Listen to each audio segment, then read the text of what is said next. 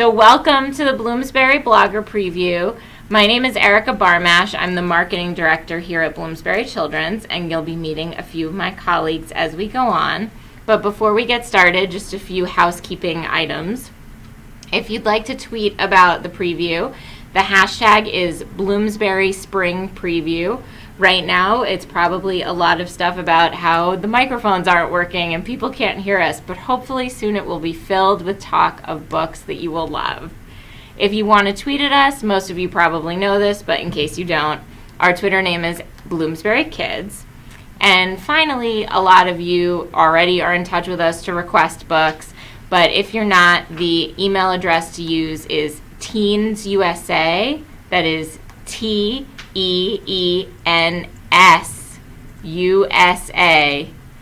@bloomsbury.com. Don't forget that S, it's teens, not teen.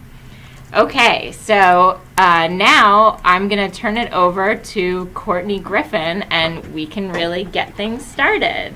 I'll be back soon. Oh, this is fun. Hi guys, I am Courtney. Thank you all for joining us. So the first book I'm going to talk about tonight is called Introducing Teddy. It's a picture book by Jessica Walton and illustrated by Dougal McPherson. And this tells the story of Errol and his best friend Thomas the teddy bear. The two of them do everything together, and then one day Thomas gets a little bit sad and he tells Errol that it's because in his heart he feels like he's actually Tilly. So it's just a really sweet, gentle story about gender identity. It's a really perfect way to broach the topic with really young children. And it's actually inspired by the author's father, who transitioned from a man to a woman. And when she had her son was very young, she couldn't find any picture books explaining the topic, so she wrote this one. She started it out on Kickstarter, and it was so popular. Even Neil Gaiman noticed it and tweeted about it. So Bloomsbury snatched it up, and so that's coming out this spring, so we're really excited for that. The next thing we have is Time Stoppers by Carrie Jones. You may remember Carrie from her YA novels, especially her New York Times bestselling Need series. So Time Stoppers is actually Carrie's first middle grade novel, and it's the first book that she ever wrote. It started as a story that she used to tell her kids in the car on long drives. And it's a classic middle grade fantasy. It's the story of Annie Nobody, who's an orphan. She's been passed around from different foster homes. And so she really hasn't made any friends or really connected with anyone her own age. And then not too far away is Jamie Alexander, who is growing up with a family, but he's neglected. And he finds out that on his 13th birthday, he may or may not be turning into a troll. So one day the two of them get swept up by a hovercraft snowmobile and taken to a town called Aurora, which is in Maine, but no one ever knew about it because it's magical, and it's hidden by its magic. And there they encounter all kinds of enchanted creatures like elves and giants and flying pastries, and they become really good friends with two people there. So it's the first time that they really have friendship and they kind of band together. They feel like they belong. But there is an evil force who's threatening to destroy them, so they have to all come together to fight back. And this is the first of a trilogy, so be on the lookout for that. Next we have All We Have Left by Wendy Mills. Oh, we have covers, sorry.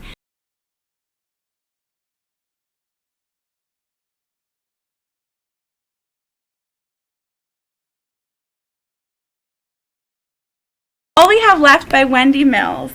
This is Wendy's second YA novel.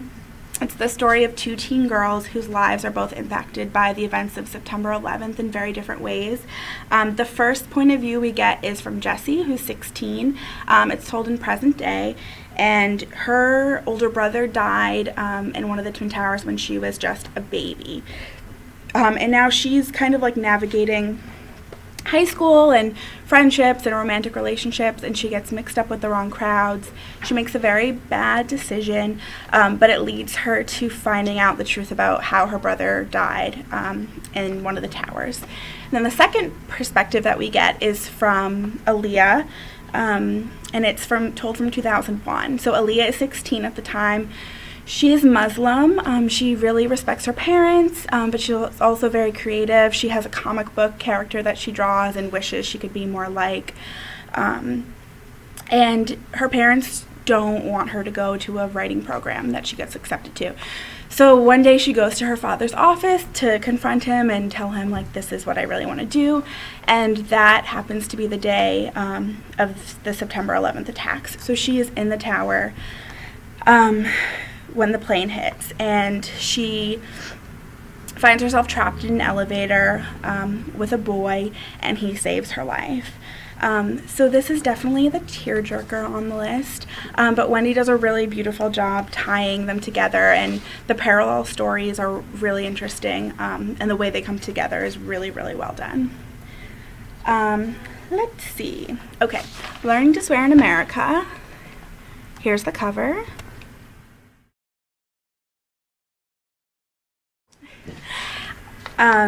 So Learning to Swear in America is a debut novel by Katie Kennedy.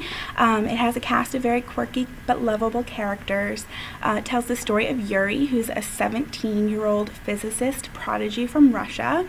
The U.S. calls him over, or NASA calls him over, because there's an asteroid heading toward Earth and they need his help. But when he gets to America, he has a hard time. A lot of the physicists don't really trust him or listen to him, and he's kind of awkward and not very socially aware.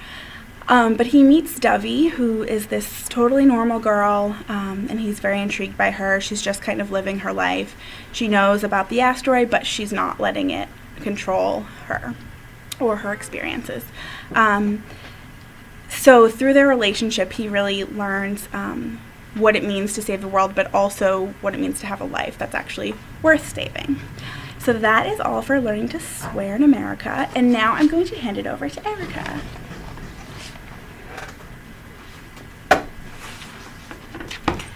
Hi, it's me again. Sorry, dropped my notes. Okay, so the first book that I'm going to talk about is The Seventh Wish by Kate Messner. So I'm going to put the cover up here for you guys for a second.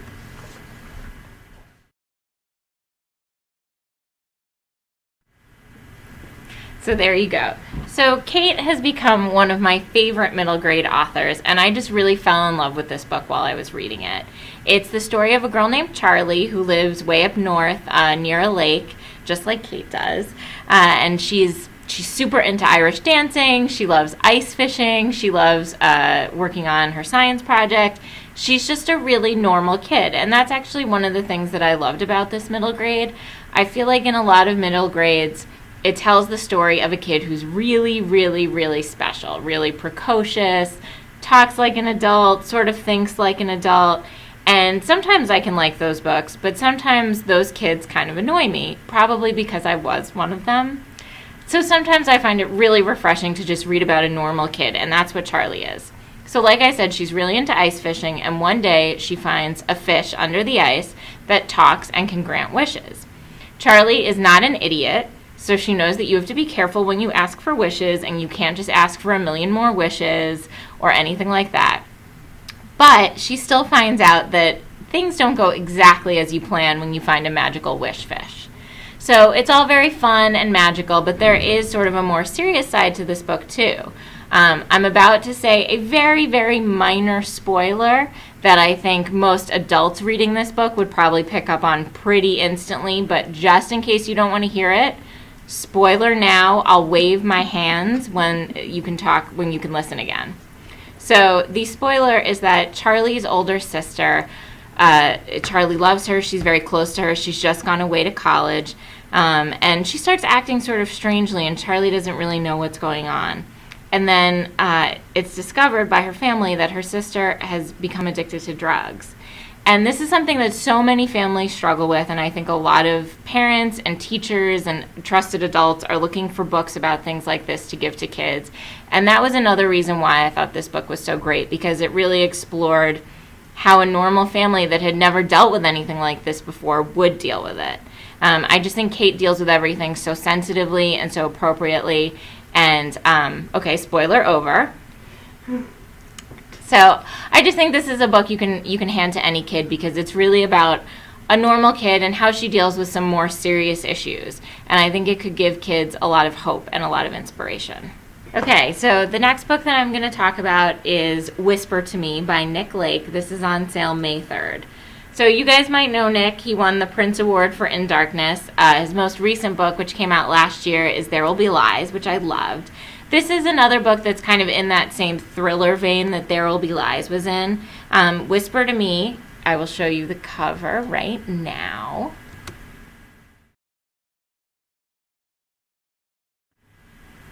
So, as you might have been able to guess, possibly from the cover, Whisper to Me takes place at the Jersey Shore. It's the story of a girl named Cassie, and when the book starts, she's very lonely. She's had a lot of trauma in her life, both with friends, with family, and so she's used to spending a lot of time by herself, and she's really had a lot of problems making friends. So at the beginning of the book, she goes to the beach one day to be by herself and draw, which is something that she likes to do. And so she's just, hanging out at the beach, being normal, and she finds a human foot on the beach in a shoe. Just a foot, not the rest of the body. So there's a killer in Cassie's town called the Houdini Killer, and he's been killing women. And they haven't found any of the bodies or any of the body parts until Cassie finds this foot on the beach. Obviously, on its own, that would be a very weird and creepy and traumatic thing to go through. But because Cassie has gone through so much other trauma in her life, this acts as like a trigger. And it triggers kind of a break within Cassie, and she starts hearing voices. And so I know that this sounds a little bit weird, but it's also really beautiful. That's kind of what I love about Nick's writing. It's what I liked about There Will Be Lies, too. He writes about sort of strange, bizarre situations, and you don't really know if you're going to get caught up in it until you're already in it. And his writing, just line by line, like his descriptions and the way he talks about his characters, it's just so beautiful. So this book is told in the form of a letter that Cassie is writing to a boy that she meets. And so it tells the story from the time she finds that terrible dead foot through her sort of investigation, as much as a teenage girl can investigate a serious crime like that. And the people she meets, this boy that she meets, all while dealing with this emerging mental illness. And so to me, this book was really about trauma. How we process trauma, how it affects us, and how the biggest lie of mental illness is that when you are suffering, your illness tells you that you won't get better. Your illness tells you that you don't deserve to get better. And that's really what Cassie is battling and exploring. And I just thought this was a really beautiful book from Nick. So the next book, another YA, on sale June 7th, The Leaving by Tara Altebrando. Here is the cover.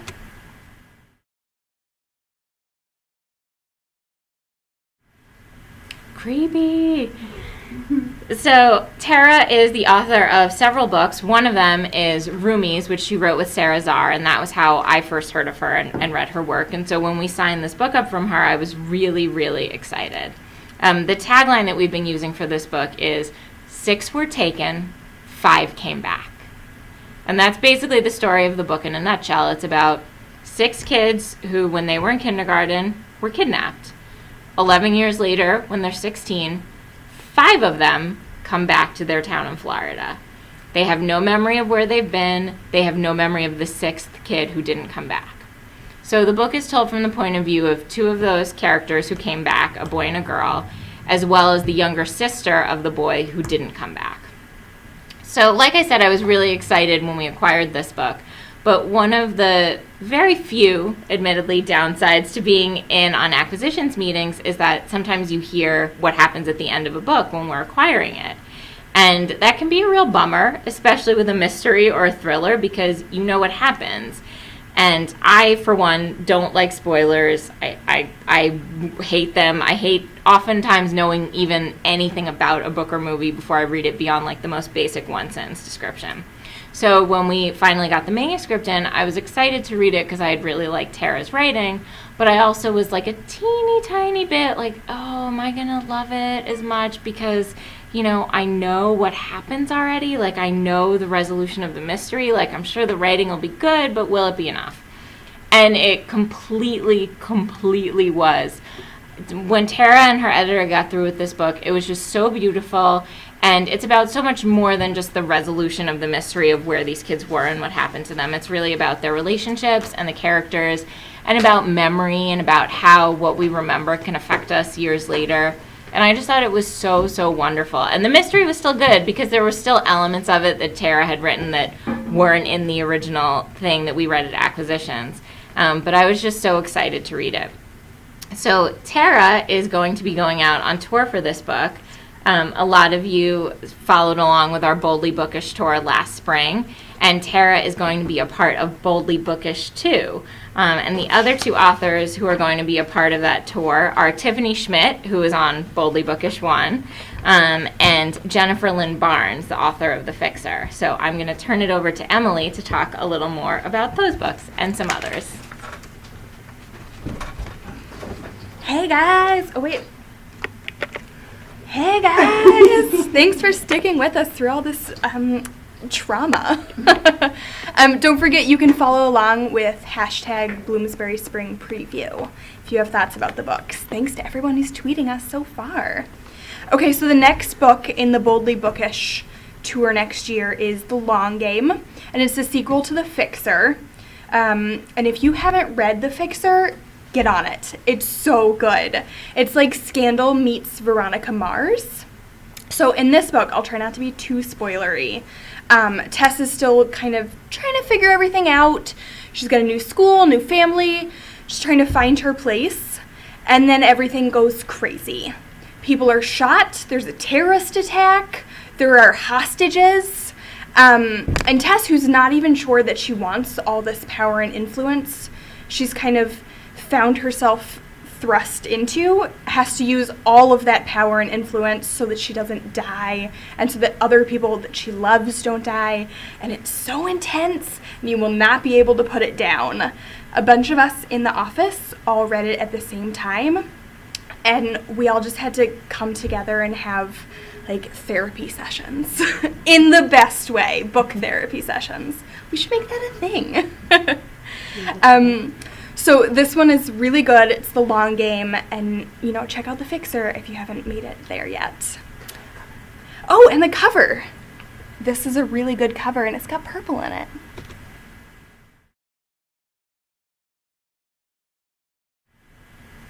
All right, awesome. Now for our third book in the Boldly Bookish tour. Let me show you the cover before I forget.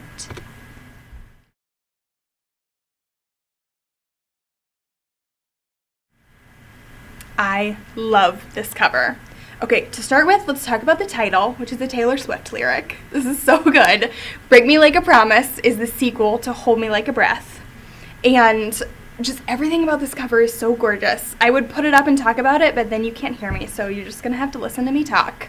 The Magnolia at the bottom is for the main character's name, Magnolia Vickers, because this book is about a different crime family. You've got the nice blood splatter in the corner, because this is organ trafficking, and this is serious. And then you've got the cool circuit board in the background because Magnolia gets blackmailed. Let me show you the cover again now that I've shown you all the secrets.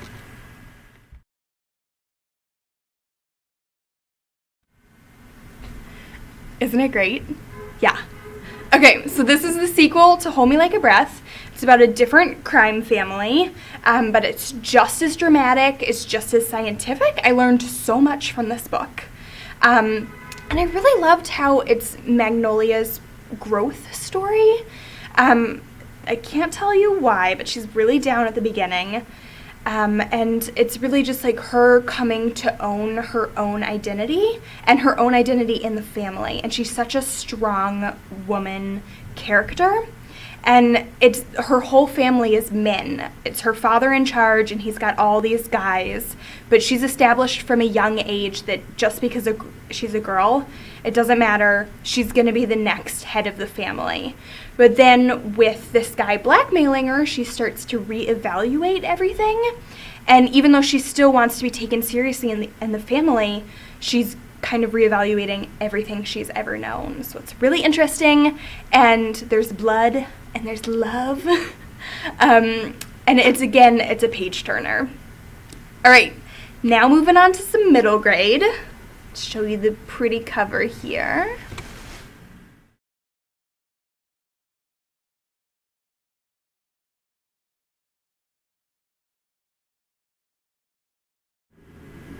All right, the Firefly Code. This one comes out in May. It's another middle grade from Megan Fraser Blakemore, and I've really liked everything that Megan has written, but I think this one is my favorite yet. It's a utopian, mixing it up a little bit. And my only experience with utopian was that creepy world in A Wrinkle in Time, so that's what I came into this book picturing. But actually it's just the city outside of Boston. And it's this gorgeous community where they're very scientific. Parents can choose to give their children traits. And kids don't know until they turn 13 what traits are natural and what traits were given to them by their parents. And so this is a group of 4 friends who are 12 turning 13 and kind of coming to terms with this. They love their community. They love feeling safe and comforted and away from the real scary, awful world. And then a 5th friend moves into town, and she's a little too perfect. And they start to question everything they've been told about who's natural, who's perfect, what it means to be built. And so they start to question their whole community and everything they've been taught. And it's really, really interesting. And again, a page turner, because Megan always seems to weave in a little bit of mystery into her books. What is going on here? And I also really, really love how well Megan captures that middle grade voice. It's full of curiosity, and then she just really solidifies that friendship, because that's when you really start to form solid friendships, I think. So this is another really good one for middle grade readers, and if you know like a young, curious mind, this is the book for her. All right, I've got one more, and it's a picture book, and it's really cute.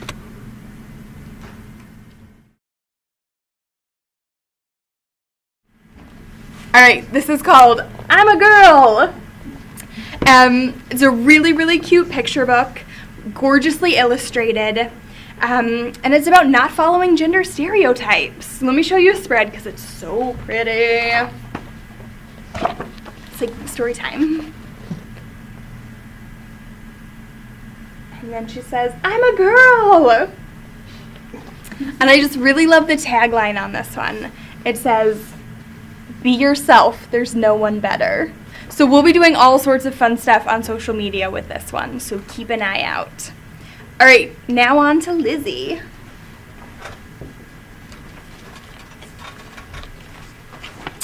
Hey friends, what's up? All right, so I brought a prop. This is Floppy.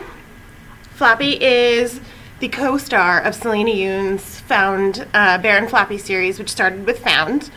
In Found, Bear found Floppy in the woods and decided to try and find his owner. And when he did, the owner decided to let Bear keep Floppy. So, sorry, spoiler alert, totally ruined that for you. So now Bear is on his way to school. It's time for Bear to go to school. It's time for him to be a big bear. And in his mind, that means not bringing his toys to school. So he tries to leave Floppy at home. But all day long, he's really sad. He won't nap at nap time, he won't eat at lunchtime, he's having a real tough day. So that day, the teacher says, maybe you could bring Floppy to school. And they work together with the teacher's encouragement to build a little extra pocket in Bear's backpack for Floppy to come with him. So the next day, he brings Floppy to school, and he's not sad anymore. So I am bringing Floppy because I'm just going to say, I'm bringing my toy to work, and I don't feel bad about it at all. You may know Selena from her Penguin and Pinecone series, and if you guys aren't familiar with those, check them out, but also maybe go talk to Hannah McBride or Erica Hagland about them, because they will turn you on to them even better than I possibly could. So, Hannah and Erica, shout out. All right, Three of a Kind by Rohan Gavin. Let me show you guys the cover, if I can find it. There it is.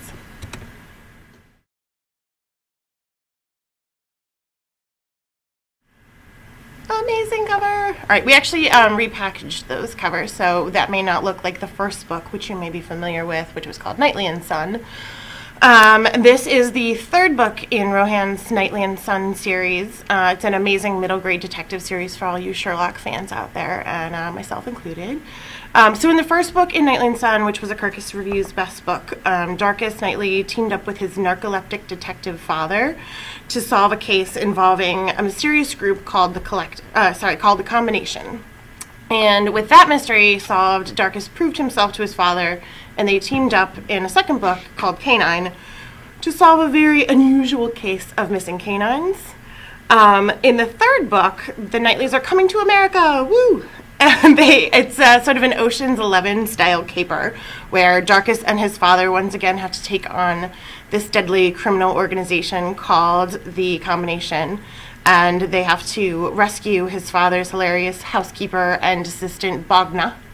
And this time they're doing it set against the backdrop of Las Vegas. So very exciting stuff. If you're a fan of capers or mysteries or Sherlock, I definitely recommend this series. And it's out in August, so you've got plenty of time to catch up on those first two books if you haven't read them yet.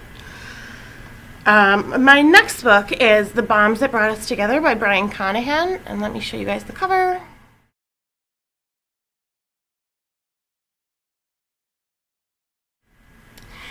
You may remember Brian from When Mr. Dog Bites.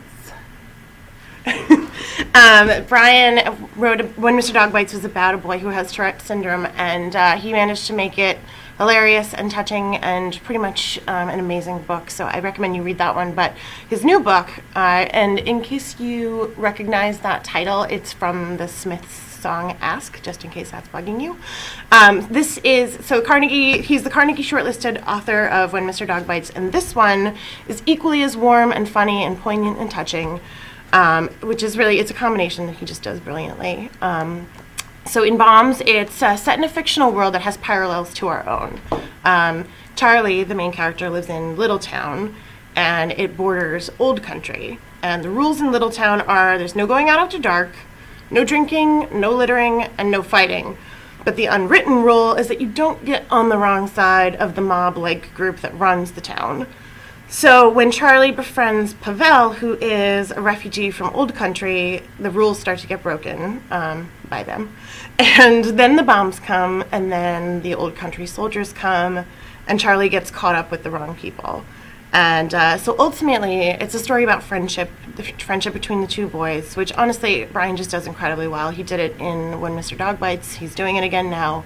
And it's something that I think is really missing from a lot of YA right now, the really strong male friendships. So I think he is just an incredible addition to the YA genre. So thanks, Brian, for writing an amazing book, and I recommend you all read it. And now the reason that you are all here. I know. All right, so this book really needs no introduction, but A Court of Mist and Fury, the second book in Sarah J. Maas's Court of Thorns and Roses series. I don't have a cover to show you. Sorry. It'll come soon, I swear. So when we left off at the end of ACOTAR, spoilers, everyone cover your ears if you must. I'll wave my arms. The Feyre is now immortal, and Tamlin is safe, but that came at a cost that Feyre now has to pay for. She has to pay for the choices she made, she has to pay for the decisions that she's made. And that means including that deal with Rhysand, where she has to go to the Night Court for 1 week out of every month. So she also has to cope with what it means to be immortal, and what it means to now live in this land with and being one of the creatures that she feared and loathed for so long. So there's also a greater evil that's now looming and that she has to deal with, and she may be the only one who can stop it. So there's a lot to handle and a lot to go on in ACOMAF, as we call it. And also I just want to answer that one question that you all are, I'm sure, asking. What happened with Rhysand at the end of ACOTAR? Why did he give her that weird look? You will find out. And now I have to tell you something, and I'm going to expect to literally hear the gasps from here in New York. We will not have arcs of ACOMAF. I'm sorry, but I will tell you the wait is going to be totally worth it, I promise. And also, there will be another pre-order item, so you guys will get something out of waiting for so long, I swear. All right, now I'm going to give it back to Erica. Hi again. I swear this is the last time you'll have to look at me. Especially for any of you who managed to see when we couldn't get the sound working, you were just looking at my face the whole time. So speaking of Sarah Mass, now I'm going to talk about some of our fall books. So this has been our spring preview. Now we're going to have a little bit of a fall preview. So Sarah Mass, you guys can probably all guess that next fall we will have the next Throne of Glass book, Throne of Glass 5. I have literally nothing to tell you about it. I don't know the title. I don't know what it's about. I don't know anything. All I know is that I'm going to read it the second I can. And I'm super, super, super excited about it because I loved Queen of Shadows. I can tell you that, as we always do, we will have some sort of pre-order promo for Sarah, and it will be well worth the wait. And, of course, Sarah will tour, and you'll get to see her and all that. But, yeah, so the Throne of Glass series will continue next fall with Throne of Glass 5, which is the penultimate book in the Throne of Glass series. So a few other things that we have coming out next fall that we are also very, very, very excited about. We have the middle grade debut from Elizabeth Eulberg, which we are so, so, so psyched about. I know a lot of you out there are big fans of Elizabeth's YA, so were we. We also got to meet Elizabeth. She came into the office and sat in our conference room, and it was like she was putting on a show for us. Like, I would have paid to just hear her talk for half an hour because she was so, so, so funny, talking about her experiences back when she was a publicist, her experiences as an author. So we're so excited to have her on her list. She's starting a new series with us. The first book is called The Great Shelby Holmes. It's a retelling of Sherlock Holmes, where Shelby is a middle grade girl who lives in New York City. And we are so, so, so excited for this book and so excited to work with Elizabeth. The other fall preview book that I'm going to talk to you about is called Stealing Snow. That's by Danielle Page, who's the best-selling author of the Dorothy Must Die series. And Danielle is another author that we've all known about, read their books, and now we're so excited that we get to work with them. So this is the first book in a 2-book series, and it's a retelling of the Snow Queen story set in present day with a girl who escapes from a mental hospital. So it's going to be super creepy and romantic and fun, and I can't wait. And we will also have pre-order promos for both of those 2 books, so look for details on that when we get a little bit closer to fall. So that's it. Don't forget Marie. So everyone's coming in now to say goodbye. Okay, so, keep tweeting at the hashtag Bloomsbury Spring Preview. Remember, our Twitter is Bloomsbury Kids. Requests go to teensusa@bloomsbury.com. And because I saw a few people ask, Flappy dolls are available to purchase from Merrymakers in case you want them. So we hope you guys had a lot of fun. Thank you so, so, so much for bearing with us while we had technical difficulties. And we'll see you guys on Twitter. Yay. Bye.